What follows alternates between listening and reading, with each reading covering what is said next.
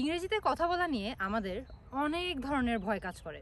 So আজকে আমরা common কয়েকটা ফিয়ার অফ ইংলিশ, কমন কয়েকটা ইংরেজিতে কথা বলার যে ভয় থাকে এই ভয়গুলো নিয়ে কথা বলবো। অ্যান্ড এই ভয়গুলোকে কিভাবে হারানো যায়, ওভারকাম করা যায়, সেগুলো নিয়ে কথা বলবো। সো একদম প্রথম ফিয়ার যেটা আমাদের সবার মধ্যে আছে এবং আমার মধ্যেও আছে, সেটা হচ্ছে ফিয়ার অফ লুকিং সিলি। যে আমরা কথা বললে মানুষজন জাজ করবে, আমরা কথা বললে মানুষজন হাসবে।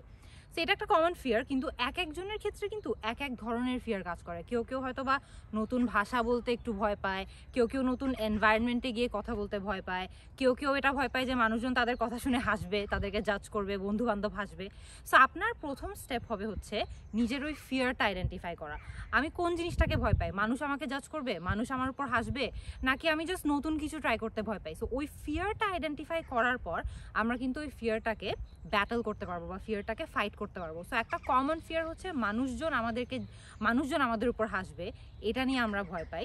সো এই ফিয়ারটাকে একটা কমন ওয়ে টু বিট ইট হলো যে আমরা মানুষজনের কথা চিন্তা না করে এটা একটা নতুন ভাষা হিসাবে দেখি। ইংরেজি অন্যান্য নতুন ভাষার মতোই কিন্তু আমাদের নেটিভ ভাষা না, আমাদের নেটিভ ভাষা বাংলা। সো ন্যাচারালি আমরা নতুন যখন একটা ভাষায় কথা বলবো, কেউ কিন্তু এটা এক্সপেক্ট করে না যে আমরা এটাতে পারফেক্টলি কথা বলবো বা একদম ডে ওয়ান থেকে আমরা একদম পারফেক্টলি কথা বলতে পারবো।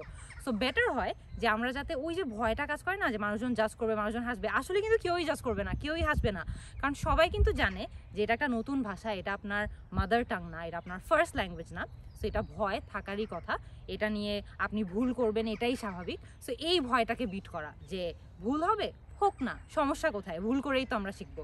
সো ফার্স্ট হচ্ছে নিজের ফিয়ারটাকে আইডেন্টিফাই করা অ্যান্ড ওই ফিয়ারটাকে বিট করা।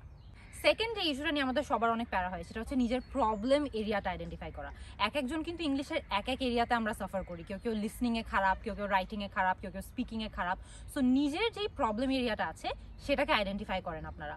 রিডিংয়ে খারাপ হলে বেশি বেশি করে পড়তে হবে, লিসনিংয়ে খারাপ হলে বেশি বেশি করে ইংলিশ অডিও শুনতে হবে, কিভাবে ইংলিশ স্পিকাররা কথা বলে সেটা দেখতে হবে। স্পিকিংয়ে খারাপ হলে বেশি বেশি করে কথা বলতে হবে ইংলিশে, যাতে আমরা খুব ফাস্ট ফ্লুয়েন্সিটা আনতে পারি। সো নিজেদের প্রবলেম এরিয়াটাকে আইডেন্টিফাই করেন অ্যান্ড ওই প্রবলেম এরিয়ার উপর বেশি বেশি করে কাজ করেন। যেগুলো আমাদের প্রবলেম এরিয়া না, সেগুলোতে কিন্তু আমাদের এফর্ট না দিয়ে আরও বেশি এফর্ট দিতে হবে যেগুলোতে আমরা বেশি সাফার করি। লিসনিং, রাইটিং, স্পিকিং, যেটা আমাদের প্রবলেম এরিয়া, সেটা নিয়ে যাতে আমরা আজকে থেকে কাজ করা শুরু করি। আরেকটা আমাদের প্রবলেম এরিয়া, সেটা হচ্ছে লিসনিং। লিসনিং কিন্তু দেখা যায় যে আমরা স্পিকিংয়ে অনেক ভালো, রাইটিংয়ে অনেক ভালো, কিন্তু আমাদের সামনে যখন ফ্লুয়েন্টলি একজন নেটিভ স্পিকার কথা বলা শুরু করে দেয়, আমরা তখন বুঝতে পারি না যে তারা আমাদেরকে কি বলছে। ইনফ্যাক্ট আমি যখন প্রথম ইউকেতে আসি, এখানে সবাই ফ্লুয়েন্টলি ব্রিটিশ অ্যাকসেন্টে কথা বলে।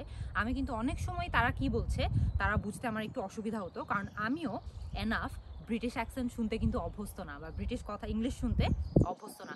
সো আপনাদেরকেও কিন্তু ইংলিশকে এভাবেই ট্রিট করতে হবে। আপনারা যাতে বেশি বেশি করে যেই ধরনের ইংলিশ শিখতে যাচ্ছেন, সেটা আমেরিকান ইংলিশ হতে পারে, ব্রিটিশ ইংলিশ হতে পারে, বাট জাস্ট ইংলিশও হতে পারে ইন জেনারেল। সো আপনাদের বেশি বেশি করে ইংলিশ অডিও শুনতে হবে, ইংলিশ মুভিজ দেখতে হবে, ইংলিশ নিউজ শুনতে হবে, যাতে আপনাদের ওই লিসনিং স্কিলটা ডেভেলপ হতে থাকে। আপনারা যাতে শুরু থেকেই অভ্যস্ত হন ইংলিশে ফ্লুয়েন্টলি যখন নেটিভ স্পিকাররা কথা বলে সেটা কেমন শোনায় সেটার সাথে। সো সেটা যখন আপনাদের প্র্যাকটিস হয়ে যাবে, দেখবেন যে আপনারা কিন্তু ইজিলি বুঝতেও পারবেন। নতুন যে কোনো পরিস্থিতিতে যে কোনো কেউ যদি আপনার সঙ্গে ইংলিশে কথা বলে, আপনি কিন্তু বুঝতেও পারবেন, কারণ আপনি অলরেডি লিসনিং অনেক বেশি প্র্যাকটিস করে ফেলেছেন। সো এই জিনিসটা শুনতে, নতুন একটা ভাষা শুনতে আপনি অভ্যস্ত। সো যখন আপনি শুনতে অভ্যস্ত থাকবেন, তার জবাব দিতেও কিন্তু আপনার আরও অনেক বেশি কমফোর্টেবল লাগবে, আরও অনেক বেশি স্বাচ্ছন্দ্য বোধ করবেন। সো আজকে থেকেই তাহলে আপনাদের লিসনিং স্কিলটাকেও গড়া শুরু করে দেন। দেখবেন যে অন্যান্য সব স্কিল কিন্তু একটা আরেকটার সঙ্গে রিলেটেড। একটাকে যখন আপনারা ডেভেলপ করবেন, ইমপ্রুভ করবেন, অন্যগুলো কিন্তু একই সঙ্গে ডেভেলপড হবে এবং ইমপ্রুভড হবে। আমাদের ইংরেজিতে কথা বলার ভয়টাকে ওভারকাম করার আরেকটা খুবই সহজ উপায় হলো ওয়ান অন ওয়ান কনভারসেশনস করা। ওয়ান অন ওয়ান কনভারসেশনস মানে কি? একজনকে খুঁজবেন, একজন স্পিকারের সাথে প্রতিনিয়ত কথা বলতে থাকবেন, প্র্যাকটিস করতে থাকবেন। কারণ আপনারা যখন এমন একটা সিচুয়েশনে থাকবেন যখন অনেকগুলো মানুষ একই সঙ্গে ইংলিশে কথা বলছে, তখন কিন্তু কে কী বলছে এটা খুবই সহজে আপনি হারিয়ে যেতে পারেন, কারণ কনভারসেশনস আস্তে আস্তে খুবই কঠিন হয়ে যায় বা কমপ্লেক্স হয়ে যায়। সো সেই সব সিচুয়েশনগুলো ফেস করার আগে থেকেই কিন্তু আপনার প্রস্তুতি নিতে হবে, যাতে আপনি বেশি বেশি করে ইংলিশ কনভারসেশন করতে অভ্যস্ত হয়ে যান। So a good starting point is one on one conversation করা। সেটা কিন্তু আপনার ফ্রেন্ডদের সাথে হতে পারে, ফ্যামিলি মেম্বারদের সাথে হতে পারে, একদমই অপরিচিত স্ট্রেঞ্জারদের সঙ্গেও হতে পারে। সো তাদের সঙ্গে আপনি যখন ওয়ান অন ওয়ান কথা বলবেন, দেখবেন যে তারা কি বলছে সেটা শুনতে আপনারা ইউজ টু হচ্ছেন, তাদের প্রশ্নের বা তাদের কথার জবাব দিতে আপনারা ইউজ টু হচ্ছেন। অ্যান্ড এই স্কিলগুলো কিন্তু আপনারা যখন অনেকগুলো স্পিকারের সঙ্গে একই সঙ্গে ইংলিশে কথা বলার একটা সেটিংয়ে আপনারা থাকবেন, সেখানেও আপনারা খুবই সহজে কাজে লাগাতে পারবেন। লাস্ট আরেকটা যে জিনিস আপনারা ট্রাই করে দেখতে পারেন আপনাদের ফিয়ার অফ ইংলিশটা কেটে ওঠানোর জন্য, সেটা হচ্ছে স্মাইল।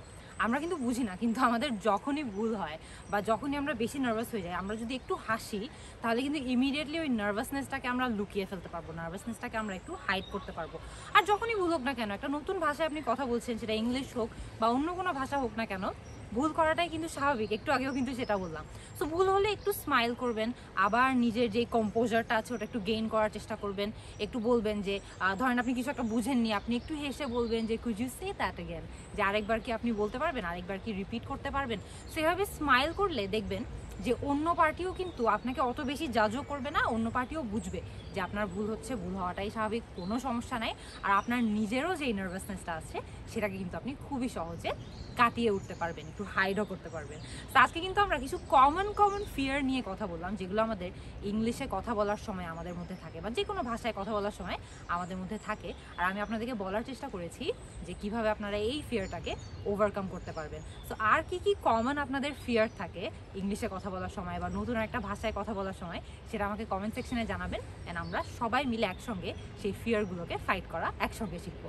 আল্লাহ হাফেজ।